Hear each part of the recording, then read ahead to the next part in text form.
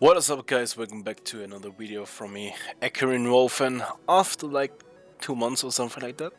I'm not quite sure. Yeah, I'm gonna talk about in this video about my future with ESO and Dual Wield build. So, I think the most of you guys saw the patch notes, Morrowind. Big change, champion system. They're gonna remove the cost reduction for Magicka and Stamina, which is in my opinion pretty good for PvP. It's a good balancing. They force players to use medium armor and light armor because of the resourcement. Maybe some classes will still be able to use heavy armor. Not sure. I can't test it because I'm playing on the PS4. Maybe like something like Stamina Sorcerer, I don't know. But I think the most players are gonna use medium and light armor now because of the resourcement. And I also think they're gonna use Divine instead of Impen, also because of the resourcement. Yeah, I'm excited to see how it really works. My friends will test it, and they're gonna give me some informations about the balancing, how it was in PvP and stuff like that. And if it's quite good, I will be back also with another Dual Wield build. Dual Wield build I tested now without these champion points in the cooldown, in the cost reduction, and it took also a 1 point out of evocation. Because in the next patch it will be also only 2% for each piece instead of 3,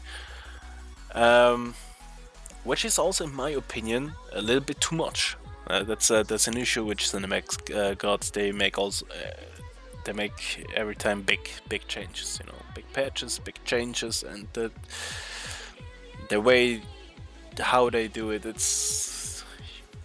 you can't really balance something with this tactic. And I played a lot of MMOs and you know, Guild Wars 2, World of Warcraft and stuff like that. And there was always like little changes, little steps, and that's the better way to balance something.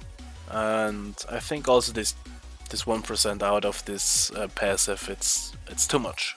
See how it works without champion points, and if it's still not enough, take this 1% out, my opinion. So yeah, I tested this build from my new build, and without those cost reductions, and the burst was pretty good, pretty high. Resourcement pretty good. Of course, there were some situations which I had a magical problem, because yeah, it's not the same anymore. But it was still really good. Damage good, resourcement good, and the sustain also good. I will bring it out if I'm back at this build, and yeah, I'm really excited. So yeah, I hope the balancing will be good. In my opinion, it wasn't the best choice to make it in this way, you know. Taking out the cost reduction. In my opinion, the best way would be to split PvP and PvE completely, like different champion system. Until the time when you are in Zero Deal, you have a different champion system. So with that way, they could just leave the PvE and the cost reduction there.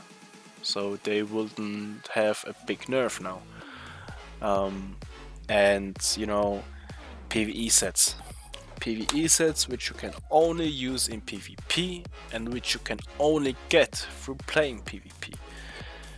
Like with the alliance points, or quests, or a new system, like you have to get an achievement to get a mark, and with this mark you can buy a set piece. And everyone, when they start PvP, they have their basic sets, basic builds for everyone, which is free. There's no cost. It was a basic Magicka set, basic stamina set, and basic set for tanks. That will be the best choice, in my opinion. But I'm not the one who's telling where the way to go. So, and we will see how it works. I think it will be good. Also for PvE, maybe it just needs time and to get used to it. Or maybe they completely fucked up and they need to change it again quickly, I hope. So yeah, that's a quick information about my future with ESO. And yeah, thank you guys for watching this video. Really appreciate it. I hope we see us in the next video, ESO video, or in Cyrodiil. Thank you guys. See ya.